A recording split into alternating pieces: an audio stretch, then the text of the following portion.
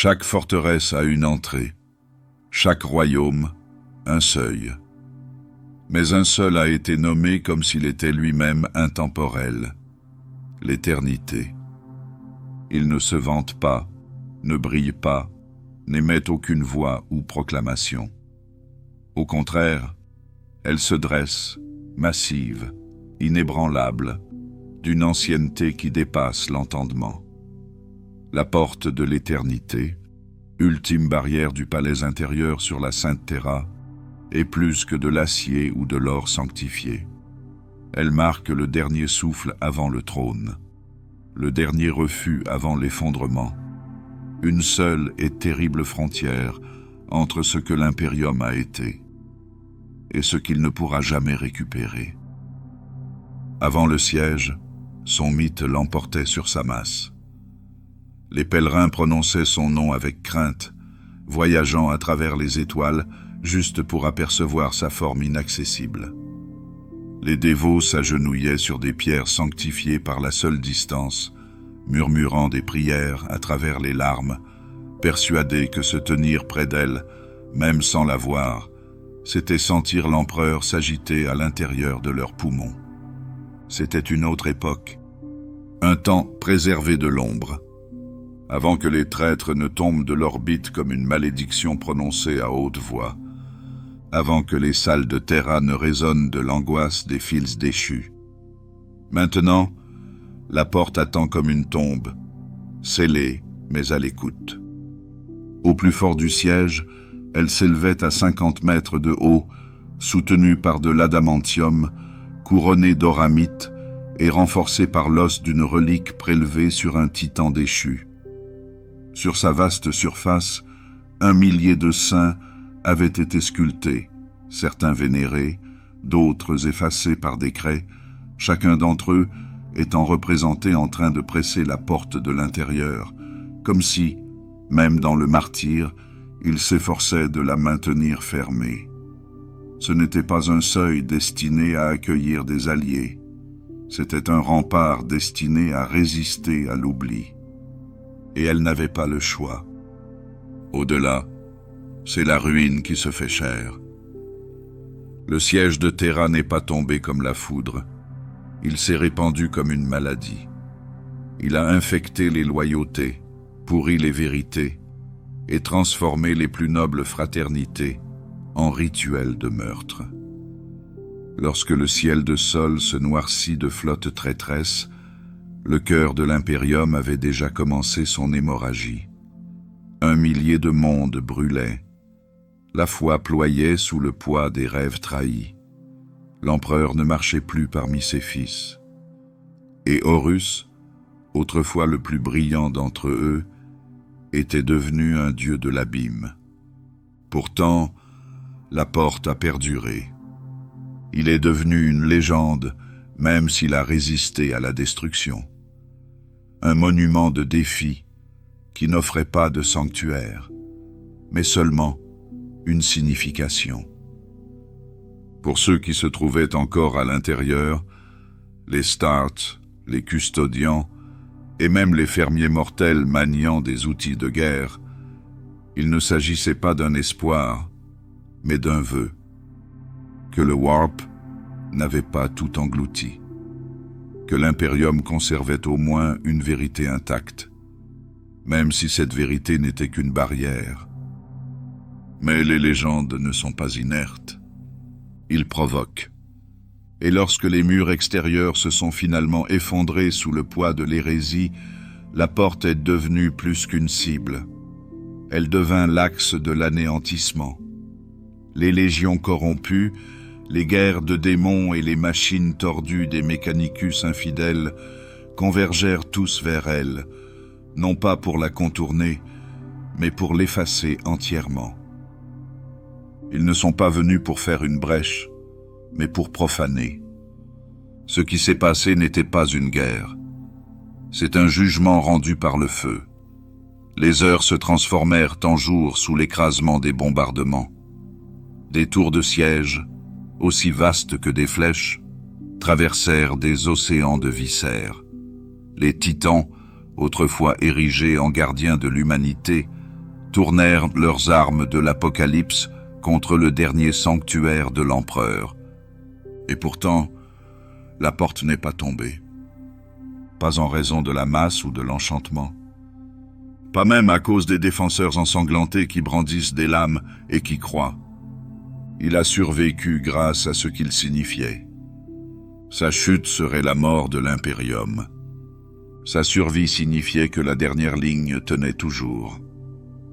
À l'intérieur de ces murs, Rogal Dorn se tenait comme une statue sculptée dans le chagrin. Il ne nourrissait aucun fantasme. Il savait que la fin approchait, mais sa lame restait nue. Sa position était inébranlable. Ses yeux n'étaient pas fixés sur l'acier ou le mortier, mais sur la détermination qui s'effilochait dans les yeux de ces hommes. Parce que la porte attestait plus que la chair. Il a mis l'âme à l'épreuve. Il posait une question unique et déchirante. Allez-vous craquer avant moi? Les défenseurs ne se sont pas battus pour la victoire. Ils se sont battus parce que l'alternative était l'anéantissement sans signification. C'est donc ici que commence la chronique.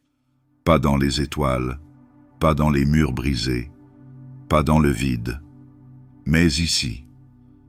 Dans le silence qui précède le cri. En présence d'une relique forgée par défi. Dans l'ombre de l'éternité, une porte qui ne promettait pas la survie, mais qui prouvait que pour un moment, l'humanité est encore debout. Dans les années précédant l'hérésie, l'air autour de la porte de l'éternité était empreint d'une tension qui défiait la température, ni chaleur, ni froid, mais quelque chose d'électrique. C'était le calme que l'on trouve avant une tempête qui n'arrive jamais, une pause chargée qui oscille au bord de la révélation. Le calme qui persistait n'était pas vide, c'était une présence profonde et sensible, comme si l'air lui-même retenait son souffle. Les érudits, les prêtres et les guerriers en vinrent à l'appeler le silence d'or. Bien avant qu'Horus ne brandisse ses bannières en signe de rébellion, bien avant que Sol ne devienne le dernier bastion de la loyauté, la porte était gardée non pas par le nombre, mais par l'héritage. Les gardiens parcouraient son périmètre le long de routes invisibles gravées dans la mémoire de leur ordre, inchangées depuis des siècles. Leurs mouvements n'étaient pas tactiques, mais cérémoniels. Chaque pas était un écho vivant qui affirmait que la porte n'avait jamais changé. Et eux non plus. Les visiteurs autorisés, peu nombreux et choisis, avaient pour consigne de ne parler qu'en cas d'absolue nécessité.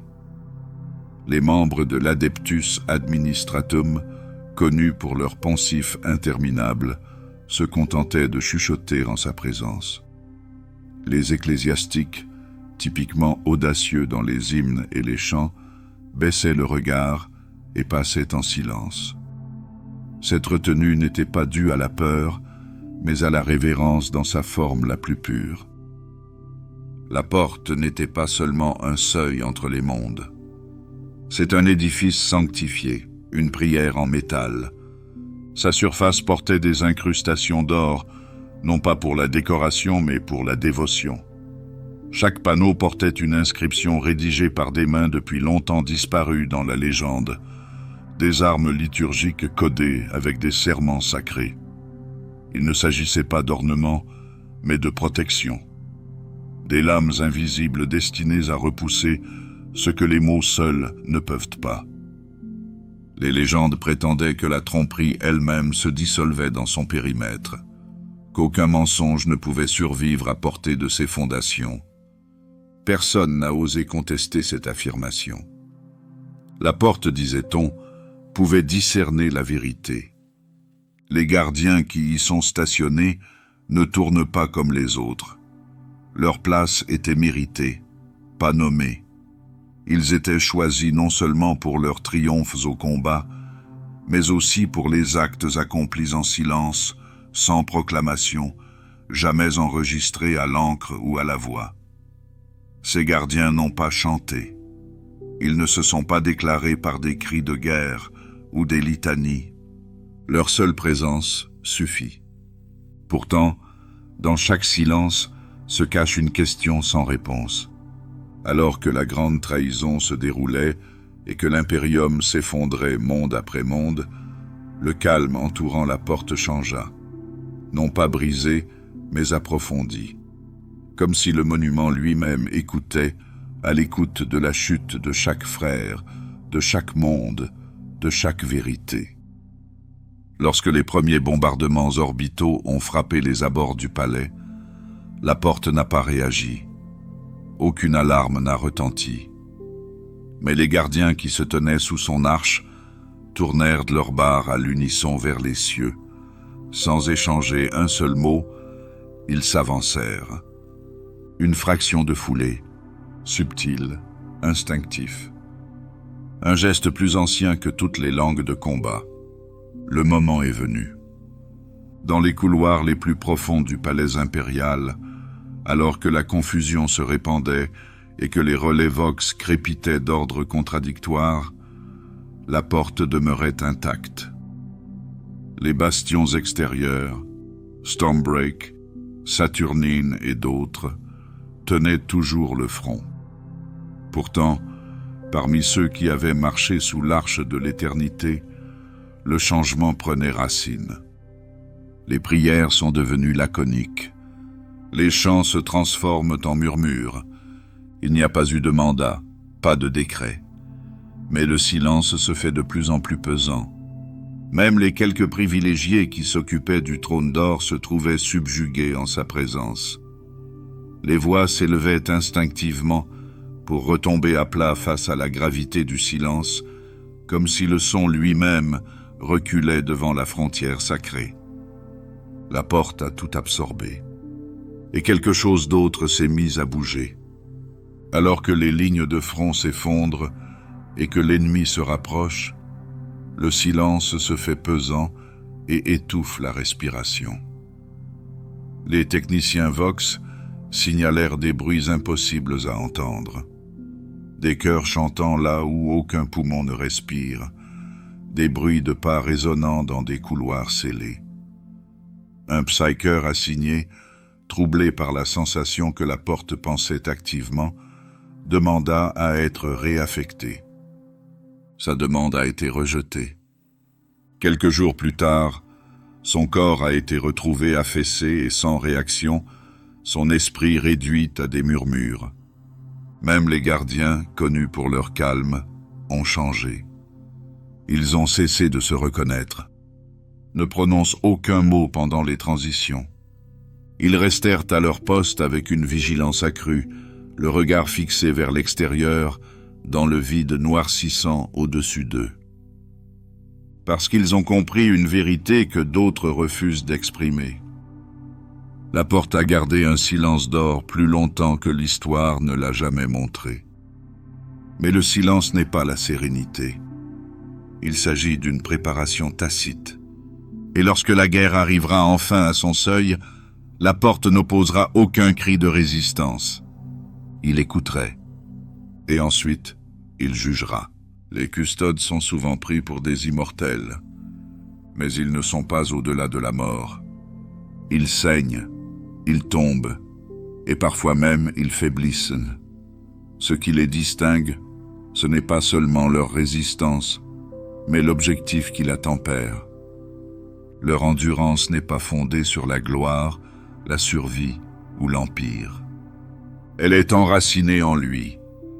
Pas la vaste machine de l'impérium, pas un rêve d'unité, pas l'écho d'une vision brisée. Lui seul, l'empereur, singulier et souverain.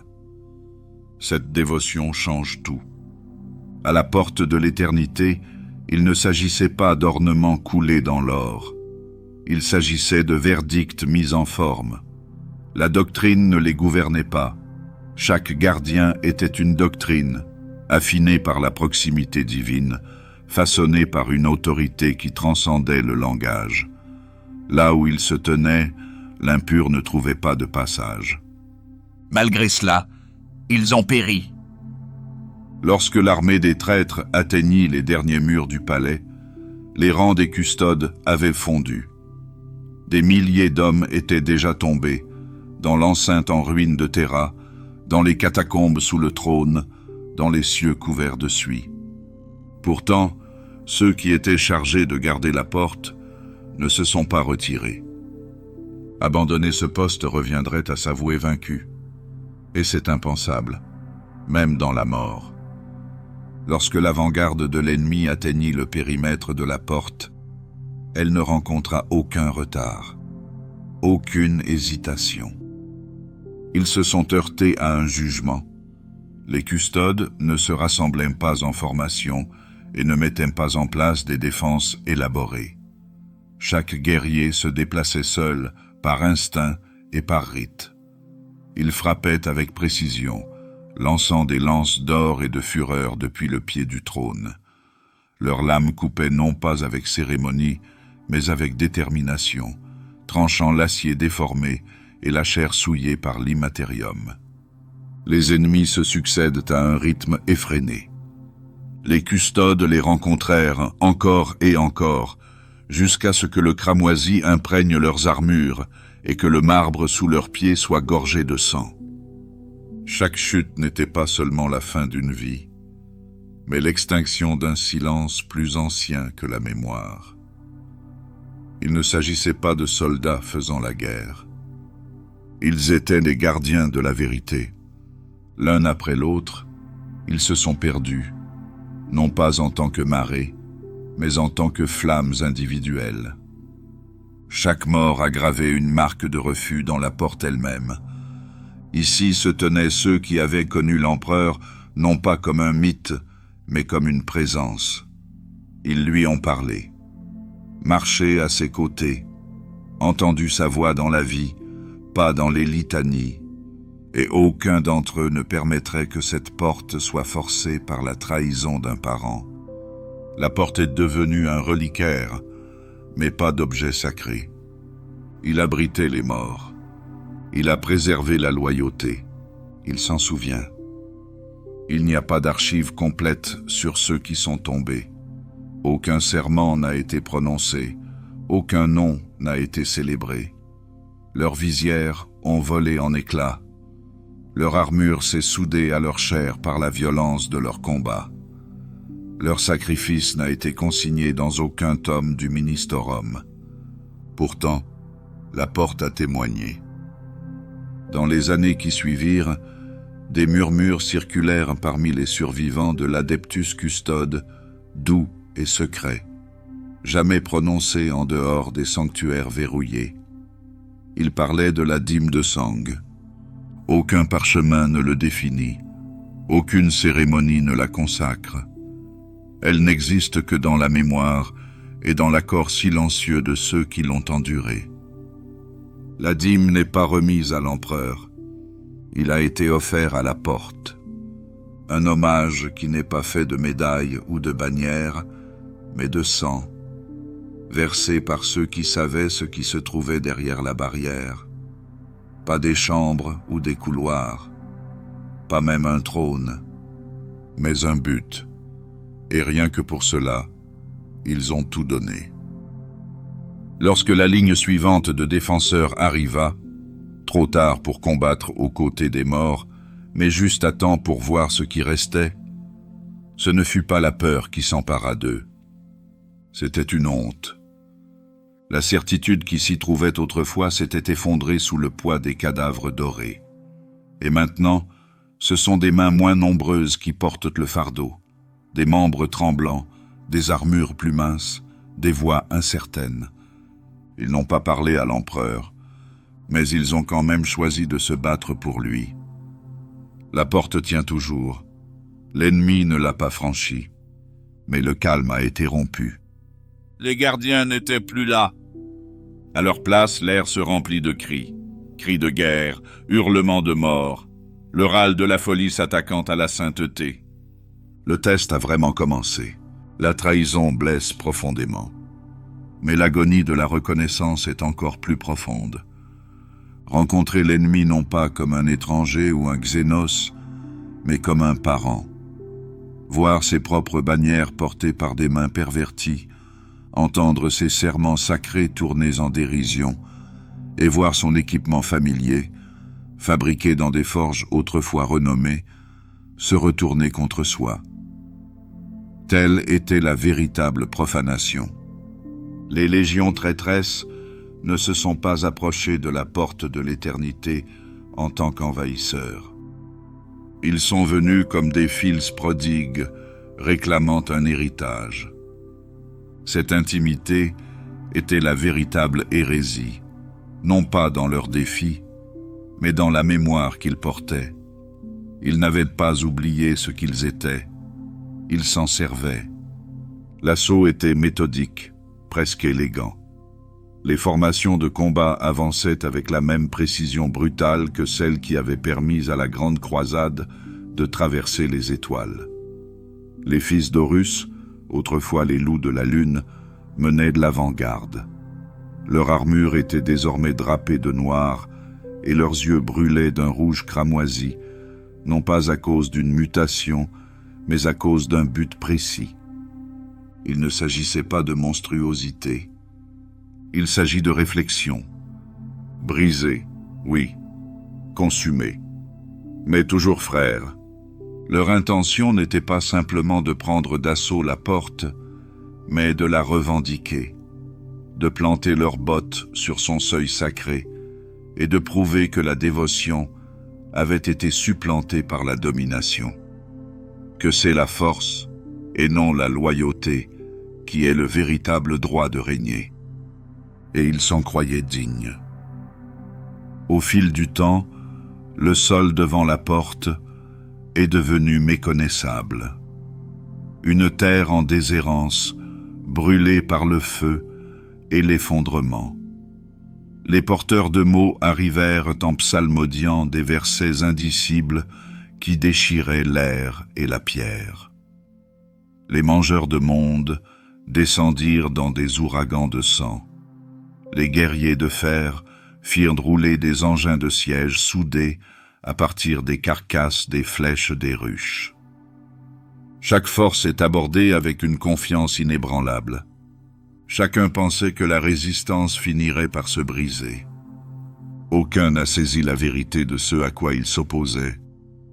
De l'autre côté de la porte se tenaient ceux qui n'avaient plus rien à espérer et plus rien à perdre.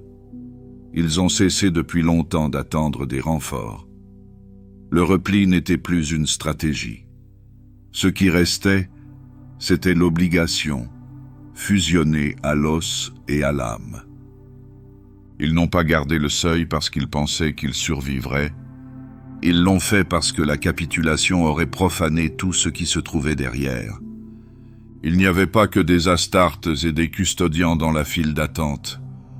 Il y avait des ouvriers d'usine brandissant des barres d'armature, des prêtres machines aux lentilles auspex fissurées, des fanatiques de l'ecclésiarchie qui considéraient la mort comme une liturgie. Leurs armes étaient aussi improvisées que sacrées. Fusils, lasers fondus, perceuses à tronçonneuses, outils de tranchées sanctifiés. Ce qui leur manquait en termes de formation, ils l'ont compensé en termes de détermination. Ils ne formaient pas une armée, ils représentaient le refus incarné. Quand l'un s'effondrait, un autre prenait sa place, non par ordre, mais par instinct. Les corps ont formé des barricades, non pas parce qu'ils ont été placés là, mais parce qu'ils ont choisi de tomber là où c'était important. Pourtant, les légions corrompues avancent. Les word-bearers ont donné naissance à des démons façonnés par la culpabilité et la mémoire. La garde de la mort a recouvert les murs de peste. Les enfants de l'empereur transformaient les massacres en cacophonie, chaque cri étant une note dans leur symphonie de la ruine. Au milieu de ce vacarme, les fils d'Horus marchaient, froids et concentrés, se frayant un chemin avec la même discipline que celle qui leur avait permis de gagner des secteurs entiers. Ce n'était pas de la frénésie, il s'agissait d'une récupération, et cette familiarité était insupportable. Un sergent des Imperial Fists, le visage ensanglanté et la voix fêlée, a été entendu en train de crier « Vous n'avez plus rien à faire ici !»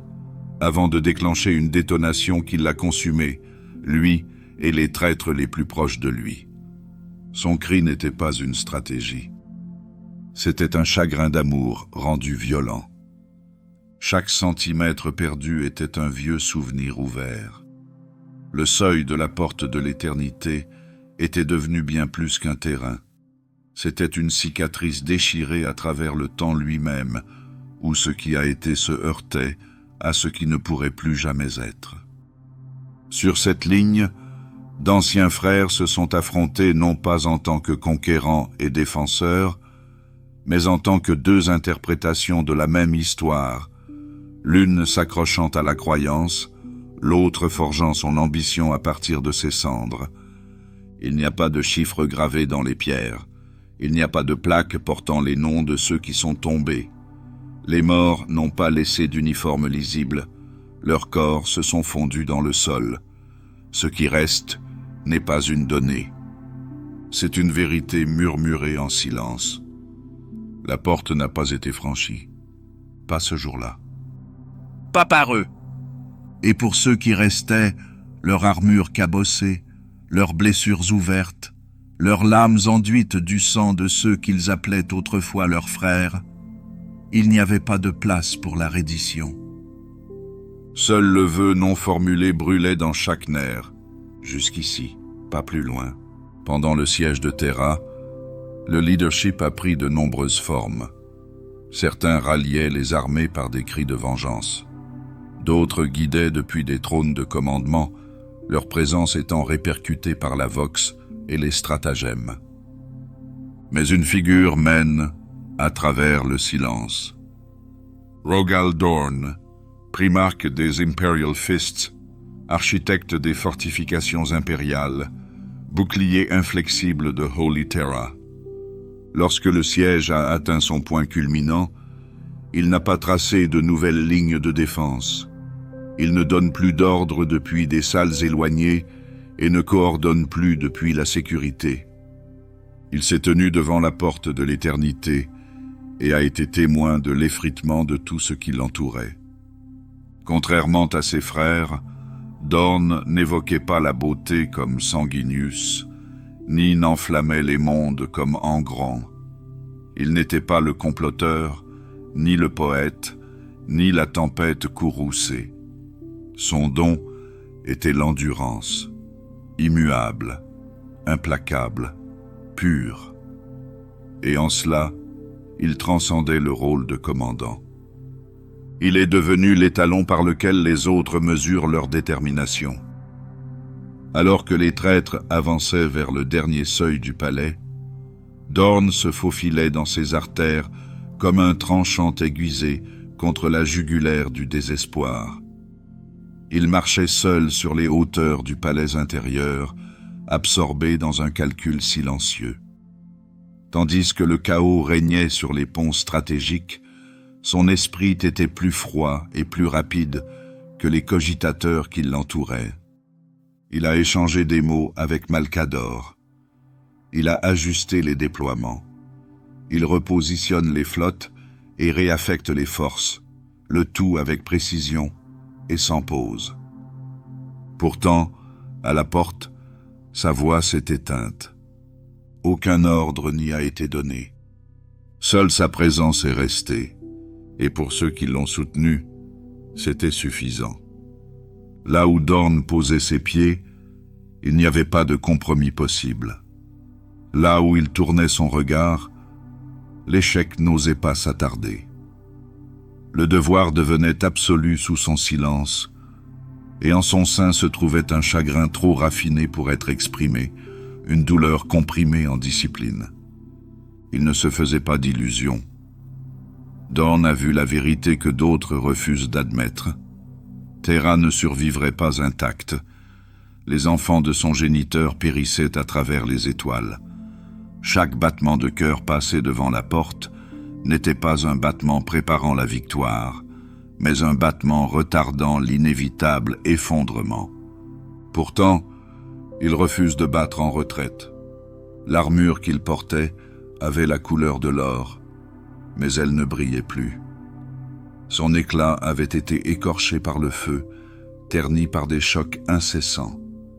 Storm's Teeth, sa lame relique, restait dégainée, jamais rengainée, car il savait qu'à la seconde où elle retournerait dans son fourreau, la porte risquait de tomber. Il ressemblait à un monument, mais pas à un monument sculpté dans la révérence. C'était une statue d'effroi, coulée dans la chair et la pression. Il n'a pas offert de bénédiction. Il n'a pas fait appel au destin.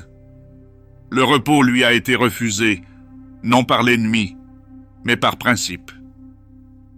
Et tandis qu'il observait la porte, celle-ci lui offrait son regard en retour. Des témoignages non vérifiés font état de moments où, pendant les bombardements les plus violents, la porte elle-même a gémi sous l'impact. À ces rares moments, Dorn levait une main, calme et délibérée. Aucun mot ne suivait, mais les défenseurs autour de lui se redressaient. Leur feu brûlait plus fort. Leur résistance devint plus vive. Pas par inspiration, de la volonté de ne pas faiblir sous son regard. Pourtant, même la volonté la plus forte commence à s'affaiblir sous le poids. Alors que les jours se succédaient et que le siège atteignait son paroxysme, Dorn commença à changer, non pas par faiblesse, mais par immobilité. Il s'attarda plus longtemps avant de prendre des décisions. Son regard s'attardait sur les voûtes supérieures où le trône d'or siégeait dans un calme solennel, où il attendait. Les plus proches de Dorn, surtout Sigismund, perçurent le fardeau qui s'alourdissait. Ils s'avancèrent non pas parce qu'il manquait de force, mais parce que le prix à payer pour supporter seul une telle certitude avait commencé à le consumer. Ce n'est pas son corps qu'il craignait de voir défaillir. C'est l'objectif qui risque de se briser. Car la porte de l'éternité était plus qu'une ultime barrière. Elle était devenue un tombeau scellé, et Dorn ne se contentait pas de la garder. Il la maintenait fermée, conscient que derrière elle se trouvait la dernière lumière de l'humanité. Si elle s'ouvrait, cette lumière serait noyée dans la ruine. Et c'est lui qui l'a construite.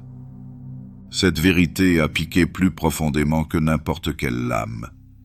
Il avait conçu tous les points d'étranglement. Il avait placé chaque fente de tir, mesuré chaque bastion. Il avait superposé défense sur défense pour protéger le Throne World. Et maintenant, il se tenait au milieu de son effondrement, forcé de regarder chacun de ces éléments se briser. Pas tous en même temps, mais dans l'ordre. Chacun comme un enfant perdu dans le temps. L'ombre qu'il projette sur la porte n'est pas un phare. C'était un avertissement silencieux, l'ombre de l'inévitabilité. Dorn savait ce qui approchait. Il le sentait se déplacer à travers la fumée et le tonnerre. Il reconnaissait le rythme de chaque obus, de chaque pas, de chaque cri. Horus viendrait, et la porte devra faire face à ses responsabilités. Dorn a compris qu'il pourrait être la dernière ligne ou le dernier nom sur le registre des sacrifices. Il ne l'a jamais dit à haute voix. Il n'en avait pas besoin. La porte avait déjà entendu son vœu. Elle n'a pas résonné en paroles, mais dans le calme inébranlable d'un fils prêt à mourir pour le monde qu'il a construit. Il n'y avait pas de saints au début du siège, uniquement des soldats. Mais plus les traîtres pressaient Terra, plus les cris résonnaient dans ces salles de marbre et ces avenues sanctifiées, plus les prières désespérées étaient gravées dans les murs avec du sang. Et là où le désespoir s'installe, la croyance s'installe aussi. Ils sont venus à la porte en robe, pas en armure, avec des reliques au lieu d'armes, avec des cierges, des os, des livres. Ils ne sont pas venus pour se battre, mais pour s'agenouiller. Ils avaient entendu parler de la porte, l'avaient chantée, avaient pleuré pour elle depuis les chairs et les ardoises de données du segmentum solar. Ils se trouvaient maintenant devant elle, et ils ont refusé de partir.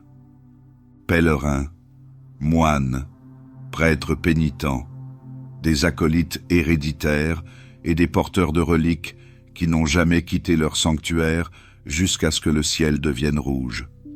Nombreux sont ceux qui ont marché pendant des semaines à travers les zones de bombardement et les champs de cadavres.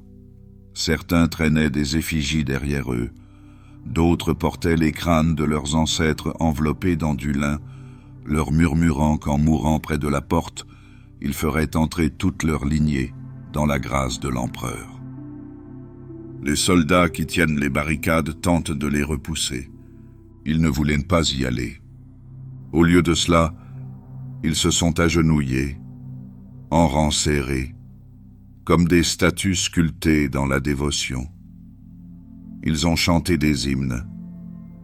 Ils se frappaient la poitrine avec des paumes dilatées.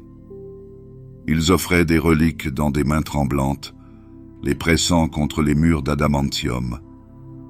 Dans un premier temps, les défenseurs ont été déconcertés. Ensuite, ils ont été horrifiés, car les pèlerins ne se sont pas contentés de s'agenouiller. Ils ont marché dans le feu. Lorsque la première vague de démons a franchi les barrières extérieures, les pèlerins ont couru vers eux, au lieu de les fuir. Ils se jetèrent sur les griffes, les haches, les serres, hurlant des versets de la Lectitio Divinitatus, alors que leur corps était déchiqueté. Certains se sont jetés sur des bolteurs tombés au sol, d'autres rampaient sur les barricades, les encensoirs brandis, les flammes léchant leurs robes. Ils s'appelaient eux-mêmes des saints, et les Templiers n'ont pas pu les arrêter. Tous ces zélotes n'étaient pas désarmés. Certains portaient des éviscérateurs, des fléaux en chaîne, des lames bénies arrachées aux mains des morts. Quelques-uns avaient volé des pistolets à verrou dans des reliquaires brisés et avaient gravé des signes de l'empereur sur les poignets. Ils ne se battaient pas avec des techniques. Ils se sont battus avec la foi comme arme. Et pendant un moment, cela a fonctionné. Les forces traîtresses faiblirent, non pas parce qu'elles craignaient le zèle, mais parce qu'elles l'avaient oublié. Les word-bearers s'en moquaient. Les enfants de l'empereur rirent. Mais les mangeurs de monde, pendant un instant, hésitèrent.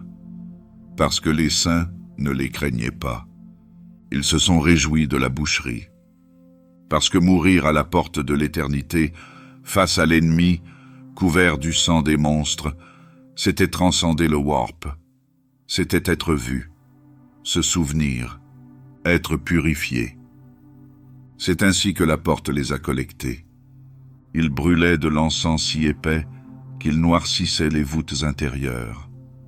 Ils chantaient jusqu'à s'en déchirer la gorge, et quand leur corps tombait, leurs frères marchaient dessus. Pas de temps pour l'enterrement, pas de pause pour le deuil. Leurs cadavres ont été entassés à la base de la porte. Il n'a pas été jeté là, placé, comme les offres. Elle est devenue connue, uniquement parmi les fidèles, sous le nom de dîme des saints. Ce n'est pas une stratégie, pas une défense, une dette sacrée, payée par le sang et la louange. Il n'y avait pas de hiérarchie. Aucun grand prêtre ne les dirigeait. Pas de plan de guerre. Seulement la porte. Seulement le besoin d'être près d'elle quand le dernier souffle quitterait leurs poumons. Et dans cette simplicité, ils ont fait ce qu'aucune doctrine ne pouvait faire. Ils ont fait de la porte plus qu'une barrière. Ils l'ont rendue sacrée. Même les custodes, qui considéraient l'ecclésiarchie avec dédain, commencèrent à hocher la tête en silence au passage d'un zélote. Même les Astartes commencèrent à laisser un espace dans les lignes de tir, non pas pour plus de canons, mais pour ceux qui venaient avec du feu dans les yeux et des dents cassées en serrant des hymnes. Parce que ces guerriers leur ont rappelé pourquoi. Pourquoi ils sont restés debout, pourquoi ils ont saigné. L'importance de la porte. Rétrospectivement, ce ne sont pas des martyrs qui ont été élaborés. Ils étaient des martyrs en mouvement. Des saints qui savaient qu'ils ne seraient pas canonisés, qui ne sera jamais nommé. Et c'est bien de cela qu'il s'agit. Ils ne voulaient pas qu'on se souvienne d'eux. Ils voulaient que la porte soit maintenue. Et c'est ce qui s'est passé. Derrière les eaux, derrière les bannières trempées dans le sang, Derrière la montagne de corps qui prit en tombant, la porte est toujours là. et les saints avaient payé leur dîme. La miséricorde n'est pas toujours l'apanage des anges. Certains n'arrivent pas portés par des ailes, mais lancés dans des tempêtes de feu orbitales. Ils ne sont pas annoncés par des chants, mais par des ondes de choc et des coups de feu. Et lorsque les anges de l'impérium se font connaître, ils le font par le feu et la fureur, et non par le pardon. La porte de l'éternité n'a jamais été conçue pour rester debout sans aide. Sous sa peau d'adamantium, enfouie dans les eaux du palais intérieur, se trouvaient des armes si anciennes que même l'Adeptus Mechanicus les approchait avec une ignorance respectueuse. Leur fonction était une légende, leur origine, un mythe. Les adeptes ne les commandaient pas, ils s'y conformaient. Ce sont les voies courroucées du Panthéon oublié, des macro-tourelles colossales enchâssées dans de l'huile de vidange, des emplacements de plasma de la taille d'un manufacturier, des marteaux graves calibrés pour pulvériser l'armure des Titans. Les munitions de ces reliques étaient traitées comme des reliques elles-mêmes. Beaucoup d'entre elles n'avaient pas été utilisées depuis des millénaires. Certaines n'avaient jamais été tirées, jusqu'à ce que le siège atteigne la porte. C'est alors que les esprits machines s'agitent. Aucun code de commande ne les a initiés. Aucune voix mortelle ne les a réveillés. L'hérésie seule était leur appel, l'énergie de la distorsion, la vibration de la foi impure. La proximité devint une permission. Sous les dalles de l'entrée de la porte, des runes cachées s'allumaient avec une urgence cramoisie. Puis la terre s'est ouverte. Les tourelles s'élevaient des voûtes sous la place comme des mastodontes sacrés, leurs carcasses blindées se déployant avec une finalité hydraulique. Les décharges déchiraient l'air, transformant l'obscurité en un éclat brut. Les canons à laser se déchaînèrent avec une intensité stellaire. Les canons à ions déchargent des détonations à polarité inversée, vaporisant des groupes de guerriers entiers en quelques secondes. Depuis l'orbite, la porte ressemblait à une nova au ralenti, émettant non pas de la lumière, mais des rejets. Pourtant, les traîtres avancèrent. Ils y étaient obligés. Les porteurs de parole s'enveloppèrent dans des protections hérétiques, lançant des sorts pour obscurcir leurs mouvements. Les formations de la garde de la mort traversèrent les flammes de l'enfer comme s'il s'agissait d'un brouillard. Les 1000 fils, fracturés par la sorcellerie, tentaient de brouiller les réseaux de ciblage par des tromperies psychiques. Aucun n'a réussi. Ces systèmes n'étaient pas régis par la logique. Ils n'obéissaient à aucun algorithme de champ de bataille. Ils ont agi par conviction, par le dogme intégré de la pureté. Les rumeurs parlent d'esprits machines si perspicaces qu'ils ont incinéré un hérétique dont la corruption restait cachée sous l'héraldique loyaliste, tout en épargnant l'âme intacte qui se tenait à ses côtés. Une sorte de jugement au-delà de la reconnaissance, guidé par quelque chose de plus ancien que l'optique ou les scanners thermiques. Ce qui les a informés, ils l'ont choisi rapidement. Et il a frappé sans relâche. Pourtant, même le divin a des limites. Les réserves de condensateurs ont diminué. Les montures se déforment. Chaque explosion fissurait les anciens mécanismes de mise à feu. Pourtant, les armes hurlaient. Même si les systèmes de refroidissement ne fonctionnaient plus, même si les circuits sacrés se rompaient, elles continuaient à tirer. Les tech adeptes ont plaidé pour l'arrêt, mais leurs prières ont été ignorées. Les machines avaient leur propre liturgie à accomplir. Ils ne se contentaient pas de tuer. Ils ont témoigné. Il s'agit d'un jugement rendu à la flamme. Déni gravé dans les boulons à plasma. Se tenir dans cette tempête, c'est exister dans une fournaise façonnée par la loyauté. L'air est devenu irrespirable. La pierre brillait sous les pieds. Tout vacillait dans la pénombre de la réplique thermique. Même les défenseurs ne pouvaient rester à découvert. Beaucoup s'abritent derrière des éclats de maçonnerie. Certains furent réduits en cendres alors qu'ils se tenaient debout. Et pourtant, la porte a perduré. Le feu ne s'est pas éteint dans la confusion ou au hasard. Il brûlait avec intention. Les envahisseurs se sont adaptés. Les assauts ont été programmés en fonction des intervalles entre les décharges. Les boucliers de distorsion furent invoqués. Des voiles de fumée épais d'essence démoniaque brouillaient la vue. Certains utilisèrent des cadavres pour étouffer leur avancée, se camouflant dans la mort, dans l'espoir de passer inaperçus. Aucun croisé non marqué. La porte n'était pas seulement gardée, il était vengeur. Et cette vengeance a pris forme dans chaque arc de chaleur et chaque grondement de concussion. Parmi l'ensemble des défenses, une arme dominait toutes les autres, au sens figuré comme au sens propre. Une tourelle solitaire encastrée au-dessus de l'arche de la porte. Sa désignation est perdue. Son origine est effacée.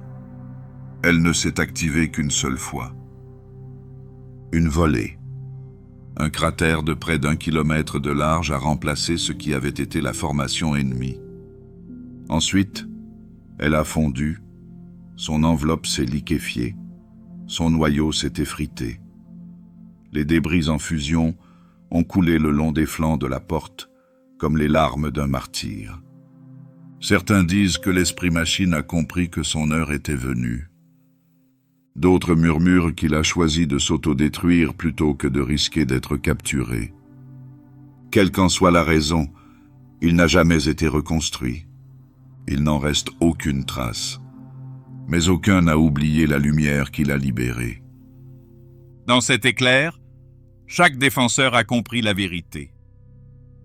Le feu qui a allumé ces armes ne provenait pas uniquement des condensateurs ou du carburant. Il s'agit d'une conviction. Les anges de l'Imperium ne sont pas souvent entendus, mais quand ils ont parlé, ils ont rugi. Un mur fait obstacle. Un bouclier résiste. La porte de l'éternité n'a jamais été conçue pour simplement entraver l'avancée des légions traîtresses. Elle existait pour défaire leur présence, pour les couper de la réalité elle-même. Sous sa voûte rayonnante et son noyau d'adamantium inébranlable, sous les couches de vestiges consacrés et le sang séché des martyrs, quelque chose s'est passé avant l'art du siège. Ce n'était pas une structure, il s'agissait d'une présence, un champ de force qui dépasse l'entendement. Il s'agit du bouclier éternel, un treillis de champs nuls entrelacés avec des couches de boucliers de vide, tous ancrés par des déflecteurs psychiques et alimentés par des réacteurs souterrains enfouis plus profondément qu'aucune bêche ne peut atteindre, touchant la pierre ancienne de Terra comme des racines s'attaquant à l'âme de la planète. Son origine est controversée. Certains pensent que c'est l'empereur qui l'a créée. D'autres affirment qu'elle a été déterrée lors de la fondation du palais, une relique de la longue nuit, ou quelque chose de plus ancien, quelque chose d'innommable. Quelle que soit son origine, il a fonctionné. Il ne rayonnait pas. Il n'émettait aucune lumière. Aucun éclat ne trahissait sa forme. Seule la sensation. Un poids derrière les yeux. Une respiration ralentie par une pression invisible. Le mouvement s'épaissit comme si le temps lui-même résistait à chaque pas. Ceux qui s'approchaient avec la violence dans le cœur trouvaient leurs membres paresseux, leurs pensées traînaient dans la mélasse. Même les démons, si souvent libérés des lois physiques, taillaient sauvagement comme si l'air lui-même rejetait leurs griffes. Il ne s'agissait pas d'une barrière de distance, il s'agit d'un déni de présence. La guerre pouvait atteindre la porte, mais pas entrer dans son espace sans être contestée. Le chant ne bloquait pas les attaques. Il refusait de reconnaître la validité d'un conflit dans son domaine. Les psychers loyalistes évitaient instinctivement le seuil. Beaucoup parlaient de pensées intrusives, de vieux souvenirs qui refaisaient surface sans raison, de noms qu'ils avaient oubliés qui revenaient sans contexte. Un astropathe, en pleine transmission, s'est effondré, son cœur s'arrêtant comme si quelque chose d'incompréhensible lui parlait. Les custodes n'ont fait aucun commentaire, mais ils ont fait reculer les bornes. La curiosité du Mechanicus suivit. Des sondes et des serviteurs ont été déployés, chacun équipé de réseaux de cogitateurs sacrés. Aucun ne revint en état de marche. L'un d'entre eux s'agenouilla, la colonne vertébrale repliée, les serviteurs figés dans la supplication. Il récitait des prières brisées, tandis que des étincelles s'échappaient de ses oculaires. Les adeptes n'en dirent pas plus. Quoi qu'ils aient espéré trouver, ils comprirent alors que le bouclier éternel n'était pas mécanique. C'était un verdict. Le refus de céder ce seuil, quelle que soit la durée de la nuit. Mais le temps dégrade tous les absolus. Alors que les bombardements s'intensifiaient et que les rituels hérétiques se rapprochaient, le bouclier commença à se déplacer. Pas de façon visible. Il n'y avait pas de brèche, pas d'alarme. Mais quelque chose sous la surface a vacillé. Les porteurs de mots chantaient le mensonge et noyaient la raison. Leurs incantations s'accrochaient au bord du champ comme la pourriture à la chair. Et lentement, la foi a commencé à s'épuiser. Les pierres ne vibrent plus avec régularité. Les défenseurs parlent d'un malaise qui n'a pas de source. Les prières, autrefois récitées avec certitude, deviennent hésitantes. Les pèlerins, autrefois assis dans un silence inébranlable, commencent à traîner les pieds, à murmurer, à détourner le regard. La défense a failli, non pas en acier, mais en esprit. L'électricité a continué à circuler. Les générateurs émettent des impulsions. Pourtant, la force du champ diminue, non pas à cause des dommages, mais parce que la croyance se fissure. Le bouclier n'a jamais été maintenu par les seuls circuits.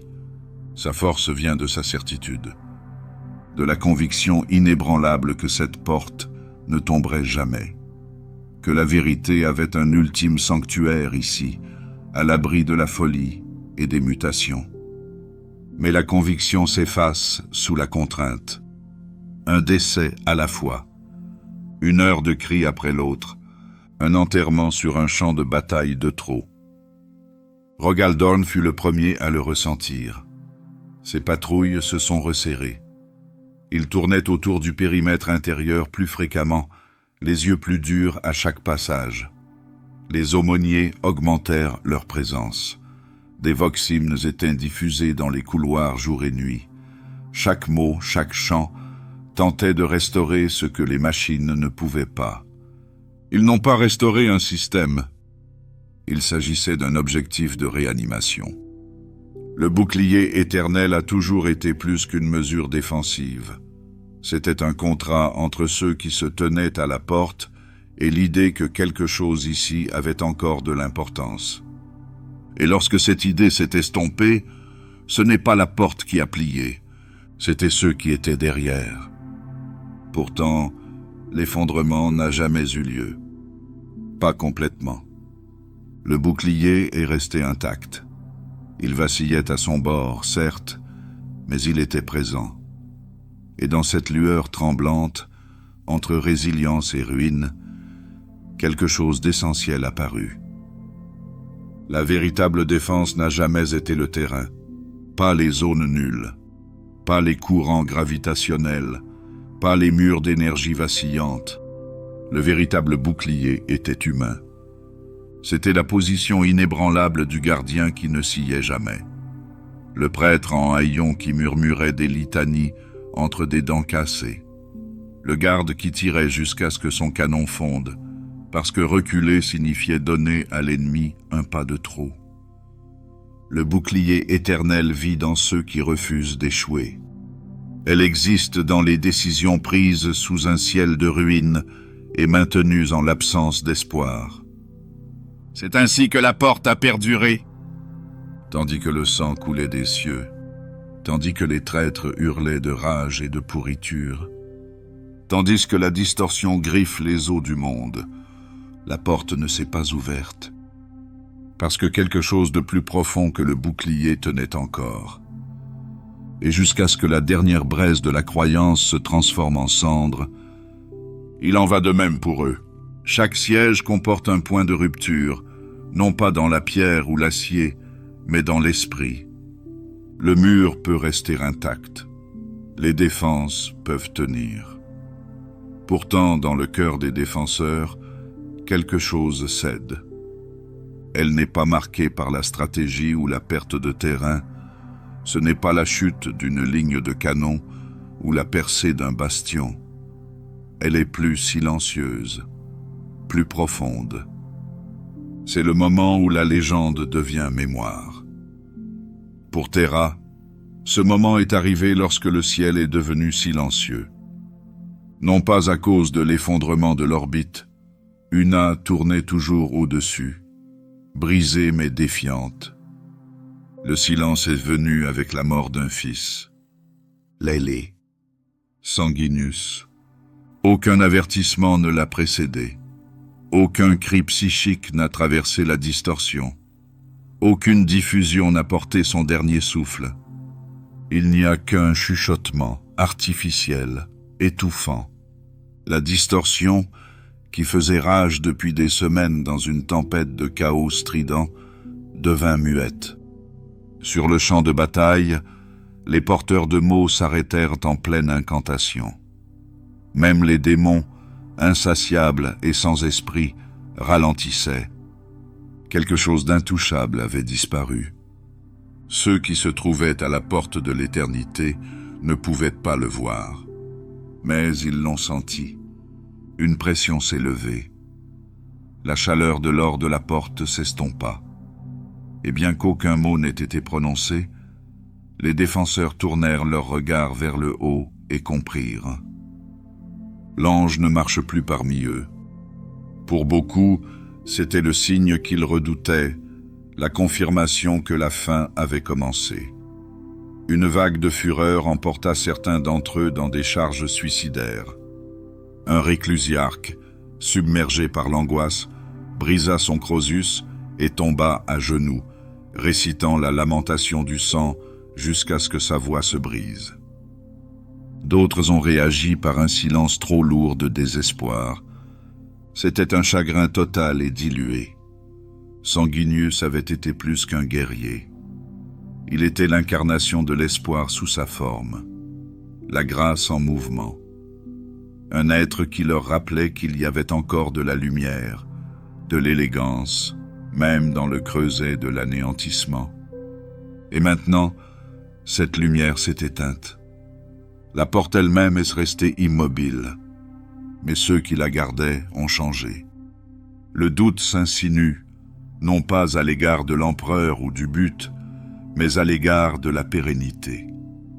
Si Sanguinius pouvait tomber, qu'est-ce qui restait vraiment imperméable? L'ennemi l'a senti. Les fils d'Horus redoublèrent d'ardeur, perdant patience. Le changement subtil dans la détermination des défenseurs avait du poids, palpable, exploitable. La distorsion s'enflamma avec une fin renouvelée. L'air devint plus froid. Les cris revinrent, plus forts maintenant, portés par des vents plus sombres. Mais la porte a tenu bon. Pourquoi? Car pour certains, il ne s'agissait pas d'un moment de perte, mais d'un seuil. Le deuil s'est rapidement achevé. Il n'y avait plus de temps pour s'attarder, plus de souffle pour l'élégie. On entendit le frère Tarsen des Imperial Fists, ensanglanté et manchot, marmonner. La lumière est morte. C'est bien. Maintenant, nous n'avons plus à nous mentir à nous-mêmes. Il a tué 13 traîtres avec une pelle cassée, avant que l'ennemi ne lui enlève le membre qui lui restait. L'espoir est mort. Et avec lui, l'illusion. Il ne restait plus qu'un objectif brut. Aucun renfort n'arriverait, aucune figure brillante ne descendrait.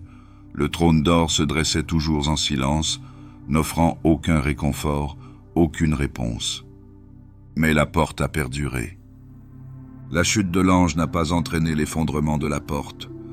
Pas encore. Les aumôniers ont ajusté leur ton. Leurs paroles ont changé de forme. Les sermons d'unité et de rayonnement cèdent la place à une doctrine forgée dans la défiance. L'espoir n'est plus de mise. C'est alors que vint le commandement. La porte est la vérité. La porte demeure. Vous n'abandonnez pas la porte. Vous ne parlez pas d'ange. Vous parlez de ce qui dure, et vous endurez. Dorn n'a pas prononcé de discours, aucune lamentation. Pourtant, ceux qui étaient suffisamment proches pour ressentir son silence ont remarqué le changement. Alors qu'il était auparavant alourdi par un fardeau, il avait maintenant l'impression de se terminer. Comme si une partie de lui avait été scellée à l'intérieur de la porte elle-même, enfermée avec la dernière beauté qui était morte ce jour-là. Les traîtres ont pu croire qu'ils avaient porté un coup fatal au moral des troupes.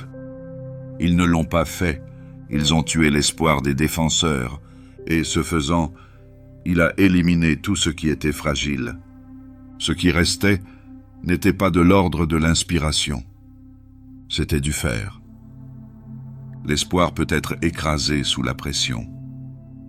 Mais la détermination se calcifie. Elle se transforme en roche. Il suffit d'une mise à la terre, et un mur, et un seuil qui ne doit jamais s'ouvrir. Dans cet espace, une vérité a émergé, exprimée non pas par des mots, mais dans chaque mouvement, chaque refus de tomber. Jusqu'ici, pas plus loin. L'ange est tombé. Mais la porte ne l'avait pas fait. Et pour ceux qui étaient encore debout, cette différence était tout ce qui comptait. Les murs sont fracturés. Le ciel s'est effondré en cendres. Les anges sont tombés. Pourtant, il restait quelque chose. Il n'était pas immaculé. Il n'était pas intact. Mais il a résisté. La porte de l'éternité, meurtrie par un millier d'impacts, tenait bon. Sa structure en adamantium craquait sous les fractures de stress. Le plaquage d'or avait été noirci, sa beauté consumée par le feu. Les os de saint incrustés dans le cadre extérieur, autrefois reliques de la foi, avaient été réduits en poussière spectrale. La sainteté portait désormais la suie de la guerre. Le seuil a tout de même été maintenu, pas à cause de son épaisseur, pas à cause d'un bouclier arcanique ou d'une sainteté intacte, mais parce que quelque chose se tenait encore devant elle. Il ne reste plus de légions. Les régiments étaient épuisés. Ce qui persiste, ce sont des poches de résistance, épuisées, dispersées, à moitié mortes, qui tiennent des positions non pas dictées par des coordonnées, mais par des convictions. Un gardien, dépouillé de sa lance, s'arc-boutait contre la grande porte, la dague serrée dans une main tremblante, son armure d'or maculée d'un sang qui n'était pas le sien. Un prêcheur, la mâchoire brisée, a murmuré des vers qu'il ne pouvait plus prononcer alors qu'il armait une grenade sous une chose de distorsion hurlante. Un skitari muet, dont la parole a été perdue à cause des éclats d'obus, a vidé ses dernières cartouches avant de se jeter dans une brèche, qu'il a colmatée avec des os et des fils de fer brisés. Aucun document ne mentionne leur nom. Aucune distinction n'a été accordée. Mais ils sont restés. Il ne s'agissait pas simplement de survivants. Il s'agissait de déclarations vivantes, de serments concrétisés, de résilience concrétisée. Il n'était plus question de triomphe. Il n'y a pas eu de séance de stratégie, pas de planification de la suite des événements. Seule la persévérance. Certains n'avaient pas dormi depuis des jours. Beaucoup se sont battus malgré la cécité, les traumatismes, les membres déchiquetés. Quelques-uns ne tenaient debout que grâce à leur armure motorisée, bloquée par le réflexe de résister. Et la porte n'a toujours pas cédé. Rogal Dorn les considère non pas comme des unités ou des outils, mais comme des piliers. Il n'a pas donné de commandement ni d'ordre. Il s'est contenté de regarder, avec quelque chose de plus froid que le chagrin et de plus profond que le devoir. Autrefois maître des forteresses, il arpentait maintenant sa dernière redoute comme une sentinelle devant un tombeau, non pas parce qu'il avait abandonné la cause, mais parce qu'il reconnaissait la vérité.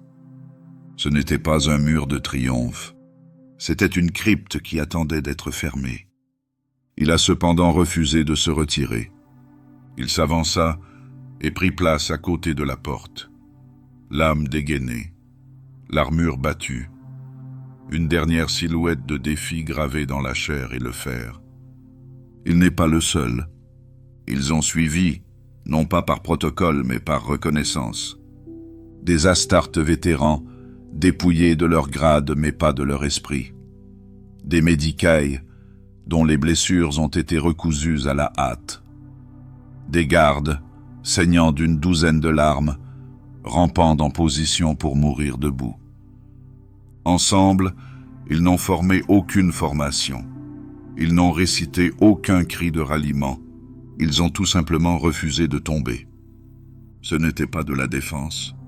C'était un défi, brûlant sous la forme d'hommes. Les fils d'Horus revinrent en force, non pas avec un calcul froid, mais avec colère. La précision était abandonnée. La rage les animait désormais. Ils lançaient tout. Machines infernales, monstruosités forgées par la distorsion, cris portés par les flammes. Ils ont dû le briser. Car tant que la porte perdurait, ils avaient échoué. Leur fureur a fait bouillir les pierres. Et pourtant, il a tenu bon.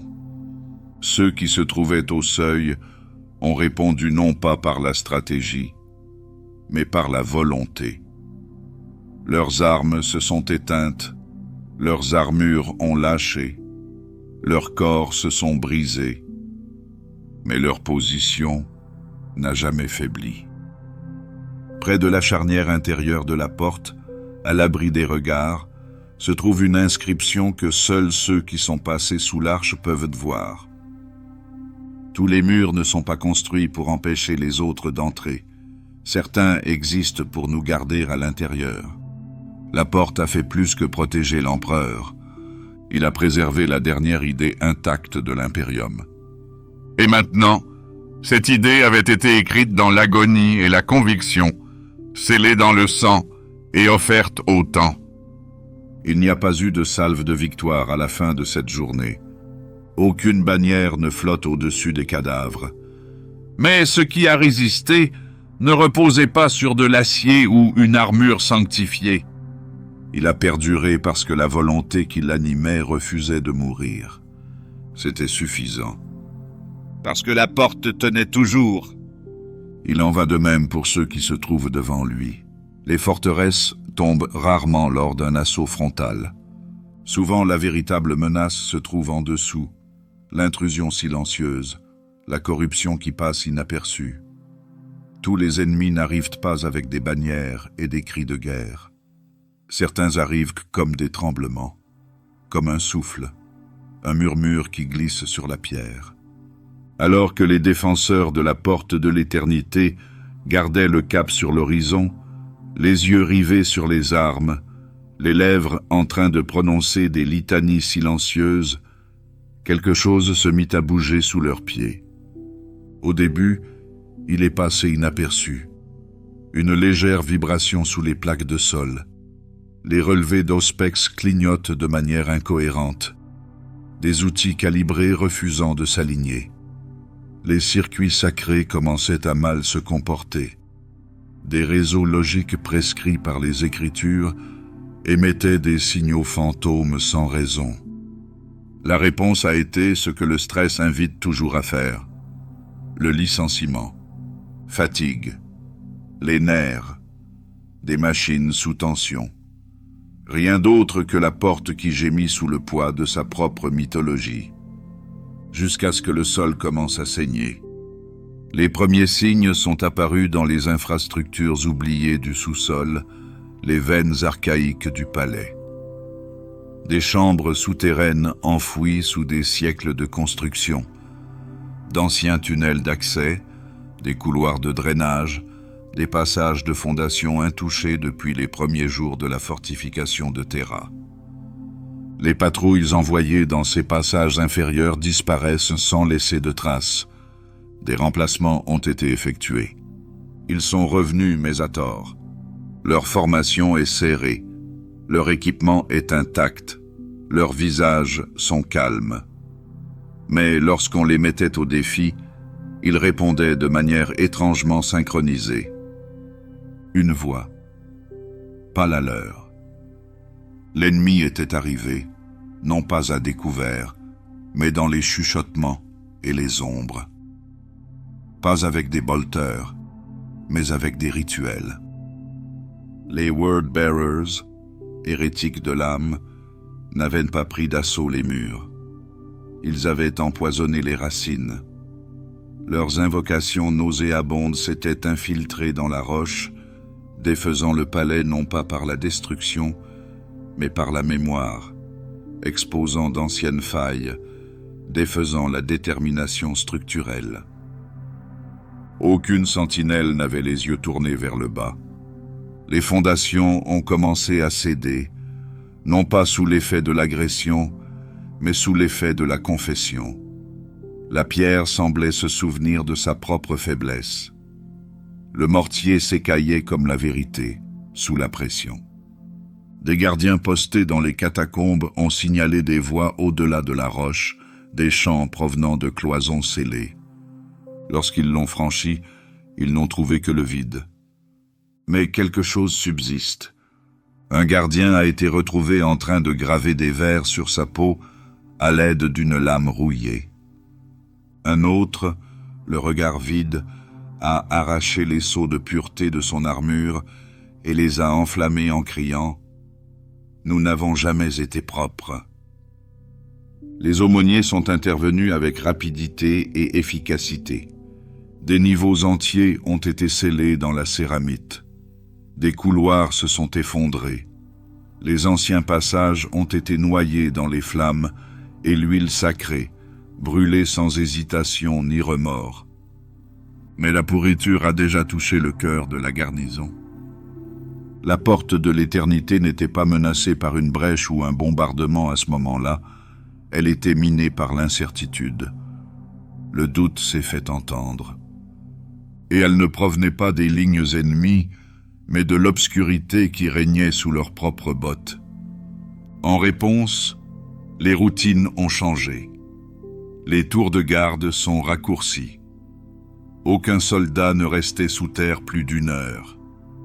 Les aumôniers patrouillaient avec des sermons tonitruants, remplissant les couloirs de l'écho de la litanie de la pierre, espérant que les mots pourraient tenir ce que l'acier ne pouvait pas. Les mesures ont aidé, mais seulement brièvement. Les chuchotements n'ont pas crié. Ils n'en avaient pas besoin. Leur force réside dans la suggestion. Ils ont semé le trouble.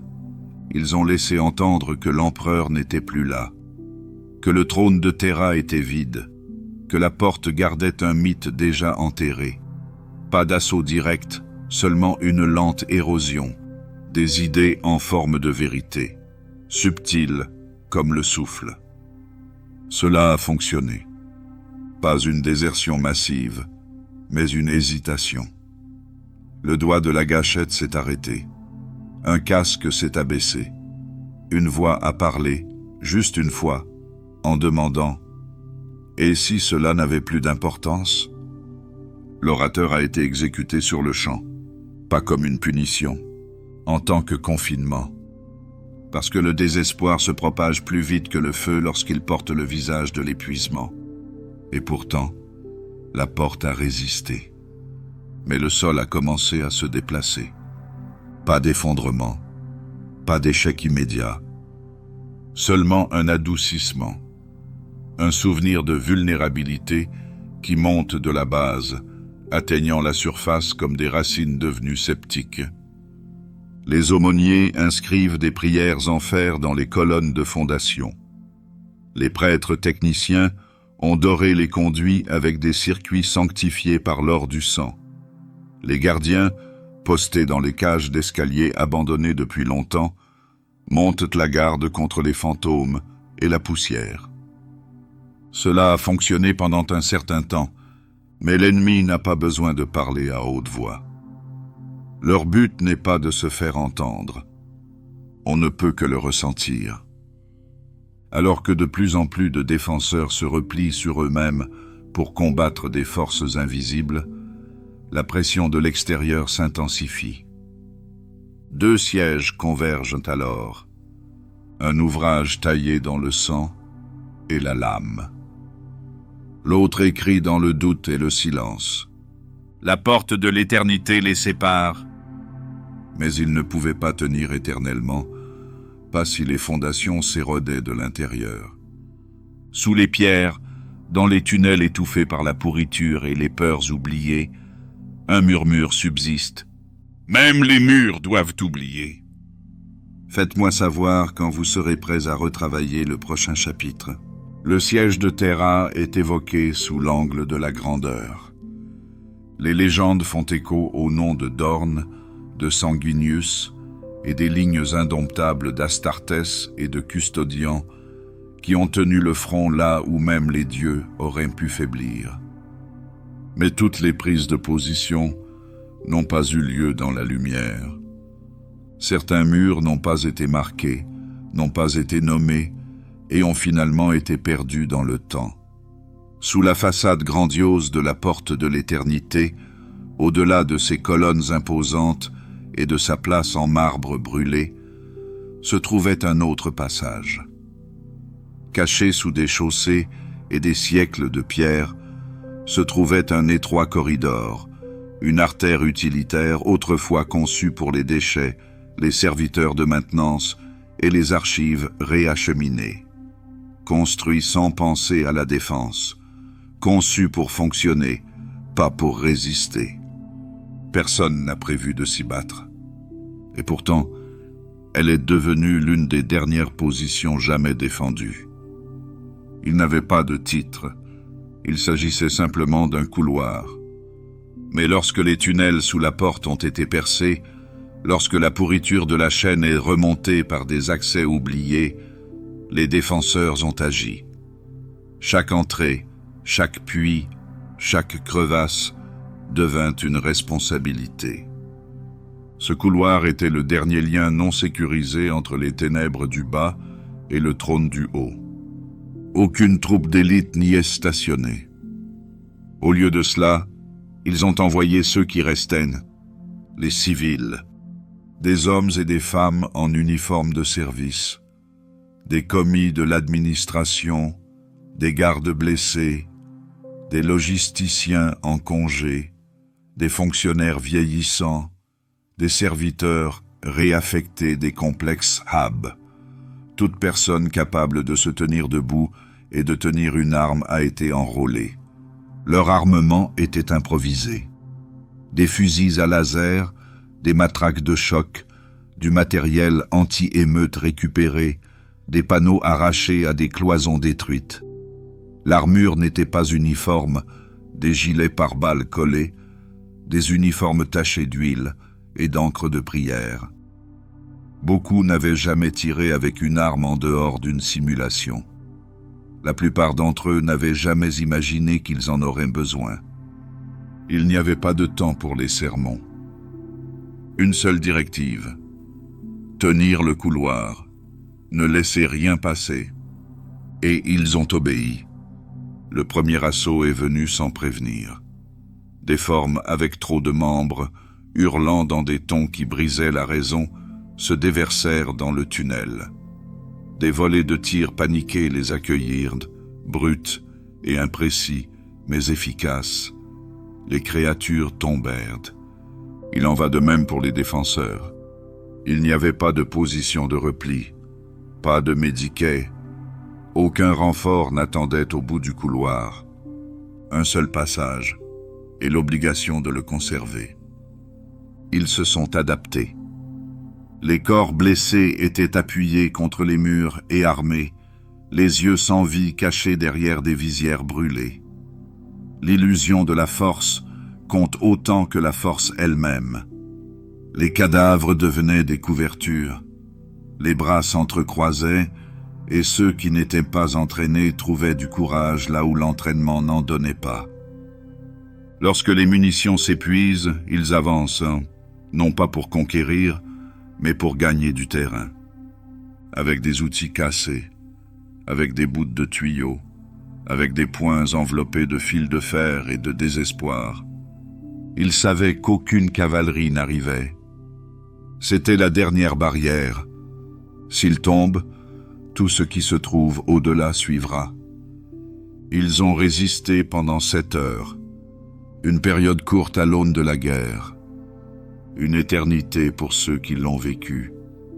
Sur les 312 personnes qui ont pris position, seuls 33 sont restés en vie lorsque les secours sont enfin arrivés. L'exemplaire des poings, dépêché pour un dernier balayage, s'attendait à trouver des ruines. Au lieu de cela, ils ont trouvé des survivants, bloqués sur place, dont les armes n'ont été baissées qu'à l'arrivée des secours, les pieds enfouis dans le sang et la cendre, les corps préparés à la prochaine vague qui n'est jamais venue. Il n'y a pas eu de discours.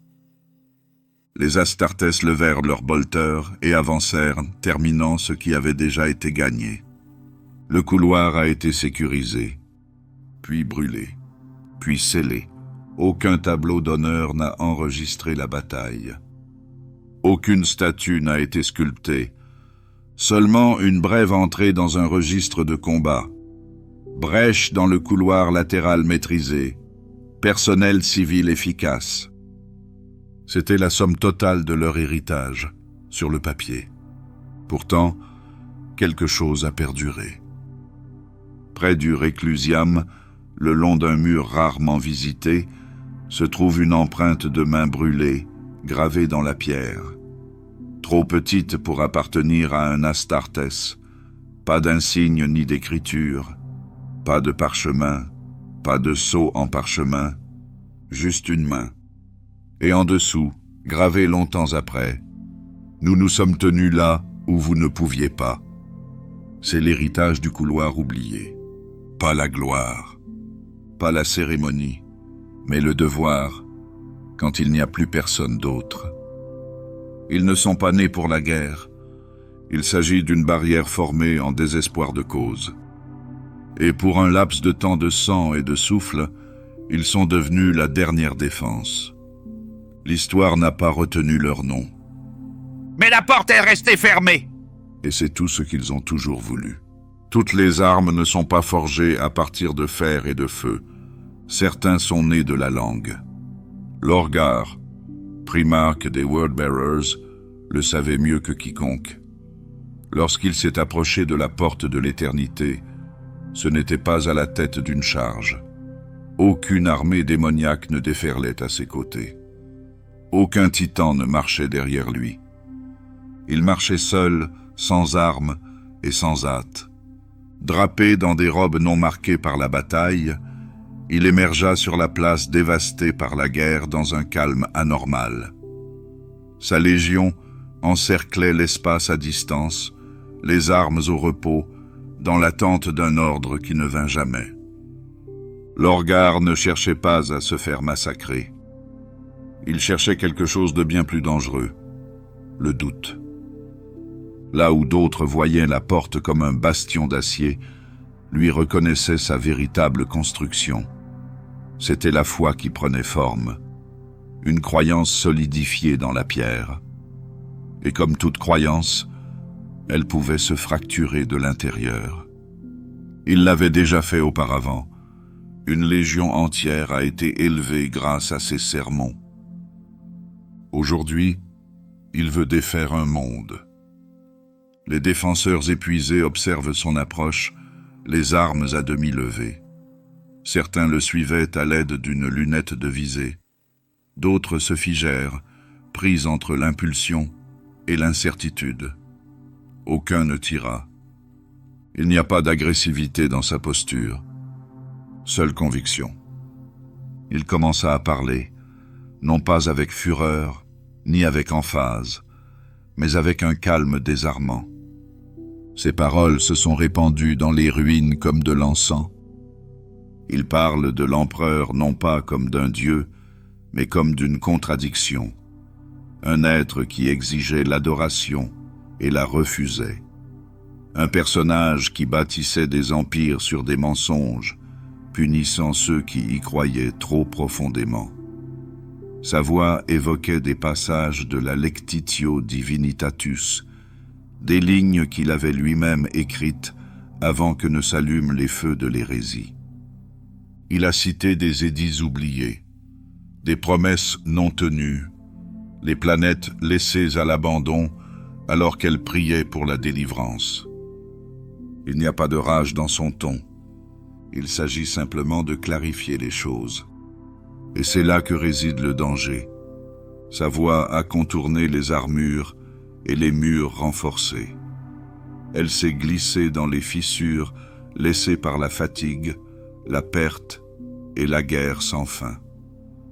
La logique se fait passer pour de l'hérésie. Une hérésie déguisée en compréhension. Les Astartes échangent des regards. Les gardiens ont changé de pied. Un garde s'est effondré à genoux en sanglotant. Un prêtre a arraché ses sceaux de pureté et a murmuré « Nous avons été fidèles ». Lorgar ne s'est pas réjoui. Il n'en avait pas besoin. Chaque voix tremblante, chaque hésitation est une victoire. Les aumôniers ont réagi immédiatement. Les vociférateurs inondèrent de l'air de sermons et de cantiques. Au-dessus de lui, Rogal Dorn monta sur les créneaux, non pas pour parler, non pas pour discuter, mais pour être vu. Son silence est plus profond que n'importe quel reproche. Deux frères se regardent dans une guerre pour l'âme de l'humanité. L'espace d'un instant, ce n'est plus le siège.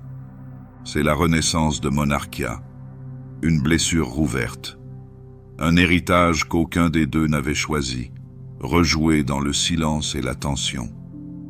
Lorgar lui tourne le dos. Il n'a pas donné d'ordre. Pourtant, ses fils sont allés de l'avant. Pas avec des bolters levés, mais avec des bouches ouvertes. Chaque syllabe est une incantation, chaque verset une toxine. L'écriture, imprégnée de la corruption de la distorsion, déversée sur le champ de bataille. Pas des malédictions, pas des chants, des doctrines déformées par l'hérésie et transformées en armes par la croyance. Et la porte trembla, pas à cause des tirs d'obus, de l'incertitude, de la suggestion rampante que l'histoire qu'il était venu représenter n'était peut-être pas complète, Mais il est possible de répondre aux histoires, non pas en les réfutant, mais en les refusant. Un gardien s'élança du mur d'en haut, sa lance s'enflammant, alors qu'il descendait comme un coup de tonnerre. Il frappa le premier porteur de mots à franchir la ligne, l'empalant avec une telle force que le sol se fissura. Derrière lui, la ligne se mit à déferler. Pas avec conviction, avec colère, car même si la croyance vacille, la rage, elle, ne faiblit pas. Les canaux vox s'animent et la voix d'un aumônier traverse les parasites. Votre vérité meurt avec votre langue, notre foi brûle sans elle.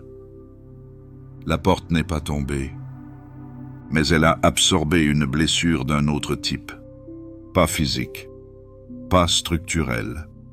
Un poids existentiel, le fardeau d'un récit défié par son ennemi. L'Orgar disparut dans les ténèbres avant que les combats ne reprennent de plus belle. Il n'avait pas besoin de rester. Il a atteint le but qu'il s'était fixé. Il n'y a pas eu d'infraction, pas une conquête, mais un rappel. Que l'ennemi le plus dangereux n'est pas celui qui brise les murs, mais qui les a amenés à s'interroger sur les raisons pour lesquelles ils ont été construits. Et que la meilleure défense n'est pas l'acier ou la sainteté. C'est la volonté de ne plus écouter. Chaque siège arrive à un moment où le champ de bataille cesse d'être un espace entre ennemis pour devenir une tombe. Au 14e jour d'un combat acharné, le sol devant la porte de l'éternité ne ressemblait plus à une place. Il s'était transformé en une masse, une étendue de cadavres disposés en couches si épaisses qu'ils formaient une topographie.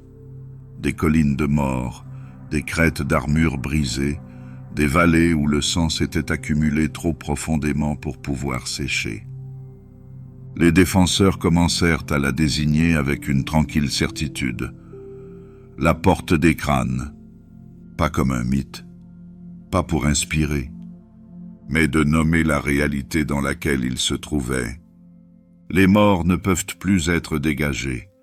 Il n'y avait plus de temps à perdre, plus de force pour les épargner et plus d'endroit pour les déplacer. Le champ de bataille avait atteint ses limites, puis les avait dépassées. Au début, les cadavres avaient servi de fortification rudimentaire, des barricades de fortune assemblées à partir de membres brisés et d'acier tordu. Au fil du temps, le terrain les a absorbés. Les déplacements eux-mêmes devinrent traîtres, l'ennemi trébuchait, les démons glissaient, le sang rendait la pierre glissante. Pour s'approcher de la porte, il fallait marcher sur des ossements. Battre en retraite signifiait traîner ses bottes dans la boue rouge de ceux qui avaient été autrefois des alliés et des ennemis. Mais ce sont les crânes qui sont restés dans les esprits. Des centaines d'entre eux. Les yeux ont disparu depuis longtemps, mais ils regardent toujours. Certains portaient des marques loyalistes, d'autres portaient des écussons de traîtres. Beaucoup étaient trop brûlés ou mutilés pour qu'on puisse les distinguer. Ils fixaient la porte comme s'ils observaient une pause dans l'histoire, attendant de voir si le fer ou l'esprit serait le premier à céder. Et la guerre continue. Les porteurs de mots se tenaient au milieu de leur propre mort, psalmodiant des incantations profanes. Des runes scintillaient dans l'air, les cadavres tressaillirent. Des têtes coupées roulaient vers le haut de la colline, guidées par des mains invisibles. De temps à autre, une masse de morts se mettait à murmurer des liturgies inversées, des prières retournées, des reflets cruels du rite impérial. Les défenseurs ont changé de doctrine, ils ont tout brûlé.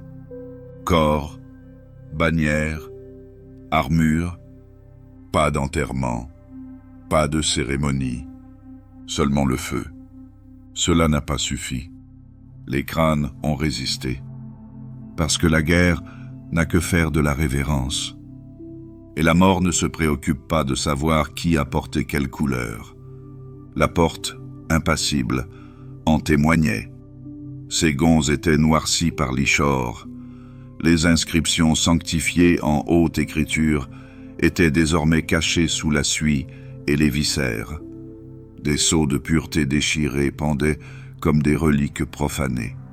Autrefois monument, la porte était devenue la toile de fond de l'anéantissement. Ce n'était pas une profanation. Il s'agit simplement d'une fatalité. Les gardiens évitaient de regarder vers le bas. Les Astartes restaient debout, non par fierté, mais par nécessité. S'agenouiller signifierait voir combien ont été perdus en défendant un seuil. Certains défenseurs commencent à se demander, en privé, ce qu'ils préservent réellement. L'empereur, le trône d'or, Terra, ou peut-être seulement l'idée que quelque chose dans cette galaxie mérite encore de rester inviolé. Personne n'a posé la question à haute voix. Les crânes l'ont fait pour eux. Chaque regard creux semblait murmurer le même avertissement.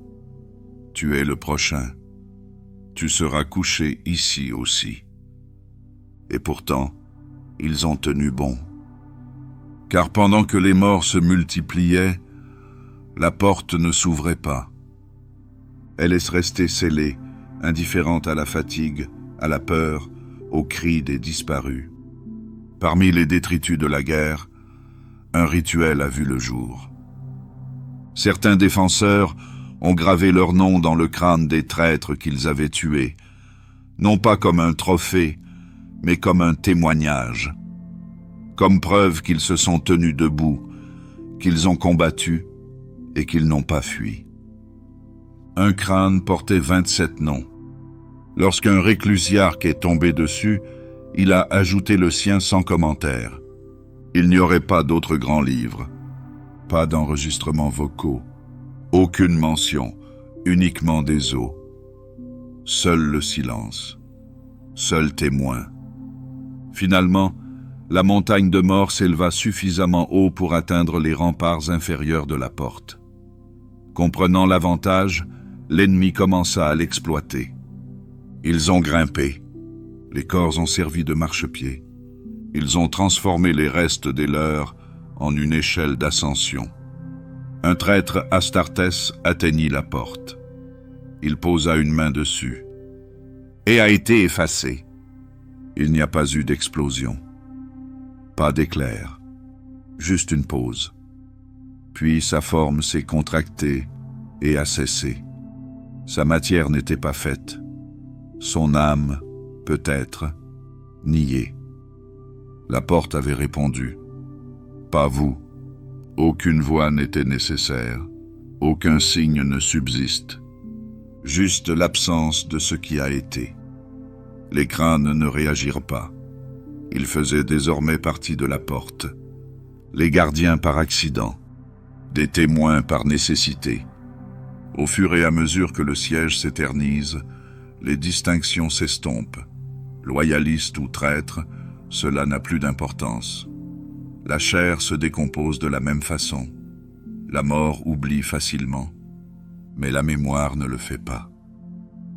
La porte se souvenait de chaque cri, de chaque vœu, de chaque nom gravé dans l'ivoire brisé. Et il est resté debout. Le silence prend de nombreuses formes. Certains sont façonnés par le deuil, certains émergent dans l'émerveillement, d'autres dérivent dans l'épuisement. Et puis il y a le silence qui a suivi Rogaldorn. Le primarque des poings impériaux n'était pas du genre à faire des déclarations fracassantes ou à s'enflammer ouvertement. Il n'offrait aucun réconfort. Son leadership s'exerçait sans théâtralité ni conviction rugissante. Il a enduré. Et alors que le siège de Terra atteignait son lent crescendo, lorsque les cadavres pavaient les couloirs et que la porte de l'éternité gémissait sous le poids accumulé des sacrifices, Dorn parlait moins que jamais. Pour beaucoup, cela s'apparente à de la discipline. En réalité, Il s'agissait d'un chagrin, distillé dans l'action. Parce que, contrairement à d'autres, Dorn a saisi toute l'ampleur de la situation. Il avait tracé les lignes de cette forteresse. Il avait mesuré chaque couloir, façonné chaque bastion. Les murs étaient son héritage, la porte, sa charge sacrée. Aujourd'hui, ils ont craqué sous les tirs et le temps. Mais la rupture n'est pas seulement matérielle. Il s'agissait d'un sens.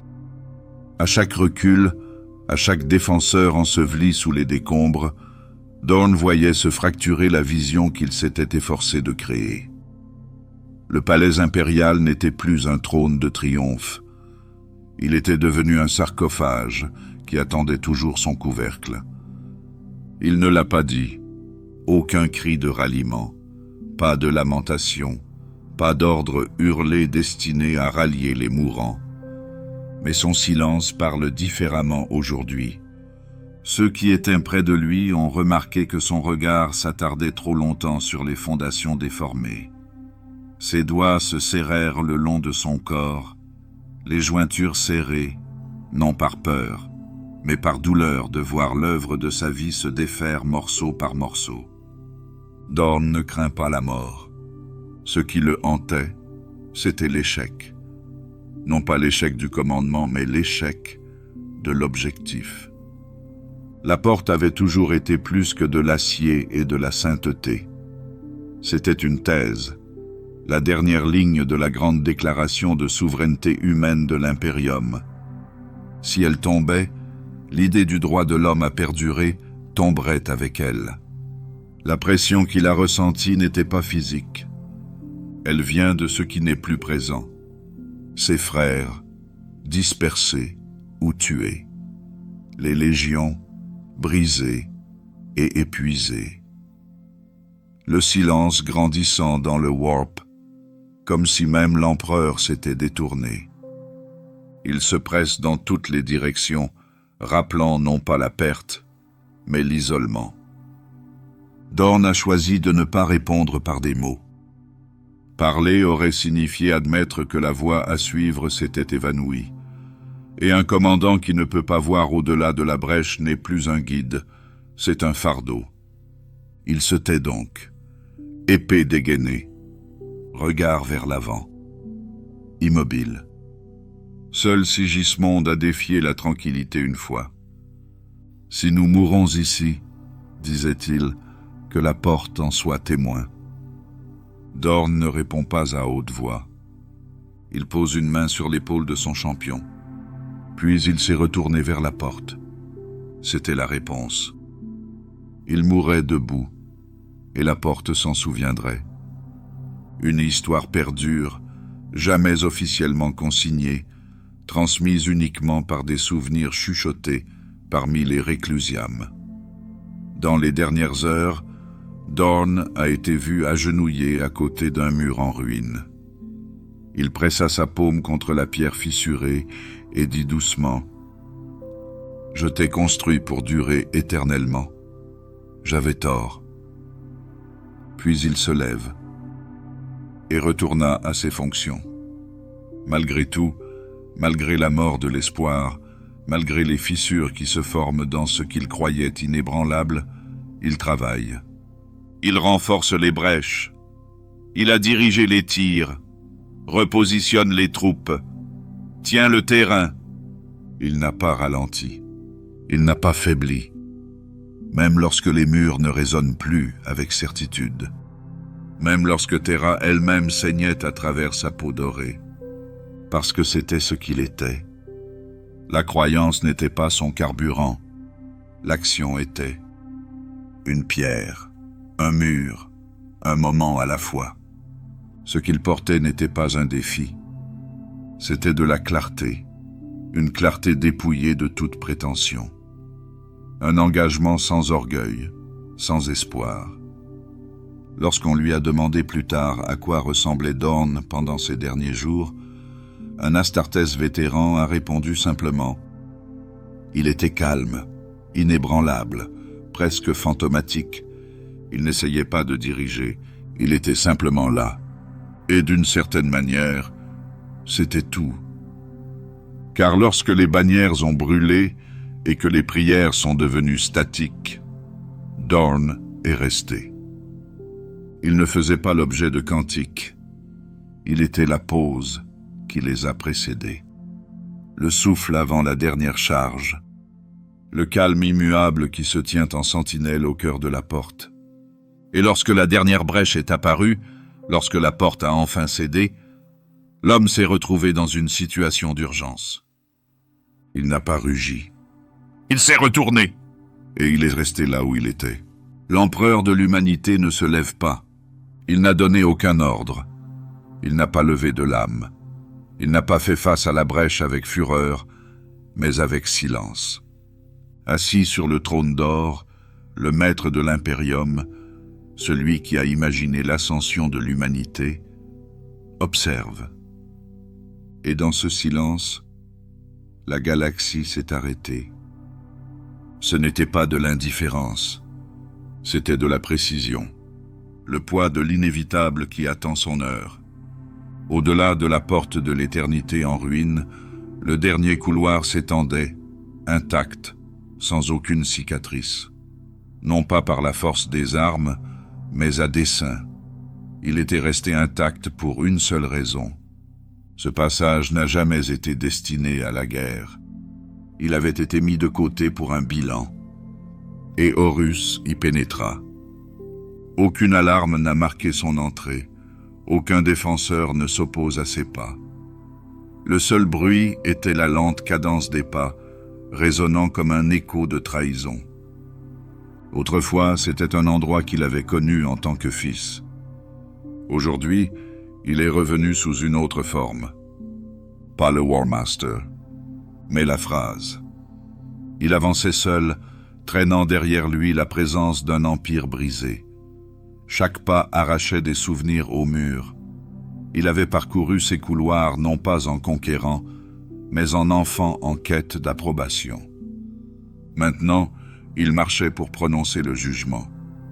Pourtant, l'empereur reste immobile, les yeux fixés, volonté aiguisée. Le chagrin est passé depuis longtemps. Ce n'était pas le moment où un père pleurait la perte de son fils. Ce deuil avait été enterré bien avant le début du siège. Il a maintenant observé une conséquence. Il ne s'agit pas d'un amour perdu, mais d'un potentiel gâché. Les custodes qui flanquaient le trône, les rares qui restaient, n'intervinrent pas. Leur guerre était terminée, leur devoir accompli. Ils s'agenouillèrent, non pas pour se soumettre, mais pour être les témoins silencieux de ce qui allait suivre. Derrière eux, l'empereur reste un point fixe dans un monde qui s'effondre. Il ne s'agit pas seulement d'un homme en armure d'or, pas seulement la volonté de l'humanité. Il est devenu le point d'appui de tout ce qui a été enduré. Horus s'approcha, la moquerie épaisse dans la voix, l'arme dégainée, la corruption déformant sa forme. Il a raillé, il se vanta. L'empereur ne répond pas, parce qu'il n'a jamais été question de mots, ni la force. Il s'agissait toujours d'une question de choix. Et ce choix avait déjà été fait. Ce qui s'ensuivit ne fut pas un duel au sens traditionnel du terme, pas de choc des champions, pas de théâtre. C'est la résolution qui s'est manifestée. Chaque vie donnée à la porte, chaque prière murmurée dans le sang, chaque sacrifice brûlé dans le sol du palais a été payé ici, en totalité. Il n'y avait plus de défense à briser. Il n'y a plus d'ange qui tombe. Ce n'est que la fin, annoncée depuis longtemps. Lorsque l'empereur s'est levé, on dit que le palais impérial a tremblé. Pas à cause d'une puissance déchaînée, mais de la compréhension. Pour la première fois, ceux qui l'ont vu n'ont pas vu un dieu. Ils ont vu l'homme, l'architecte d'un rêve, le porteur d'un fardeau trop vaste pour la prière. Et à cet instant, il a pris une décision. Il n'est pas animé par la colère, mais la nécessité. Ce qui s'est passé ensuite n'est pas consigné. Aucun objectif ne l'a capturé. Aucun chroniqueur ne s'est donné la peine de le décrire. Certains disent que le moment est passé en un clin d'œil. D'autres parlent d'heures qui se sont transformées en secondes, de réalités qui se sont pliées autour de l'affrontement. Mais en réalité, la durée n'a pas d'importance. Parce que la seule chose qui comptait, c'était ça. L'empereur se lève. Horus est tombé. C'est ainsi que l'impérium s'est fracturé et a été préservé. Il n'a pas prononcé de dernier mot. Aucune n'a été nécessaire. Parce que le silence qui a suivi a tout remodelé. Il ne s'agit pas d'une victoire remportée par la force. Il s'agissait d'une miséricorde offerte par le biais d'un sacrifice. Et la miséricorde, contrairement à la vengeance, exige un prix plus élevé. Pas un seul n'a été payé sur le champ de bataille. Mais l'un d'entre eux a payé ici, dans le silence d'un trône qui ne le laissera jamais se relever.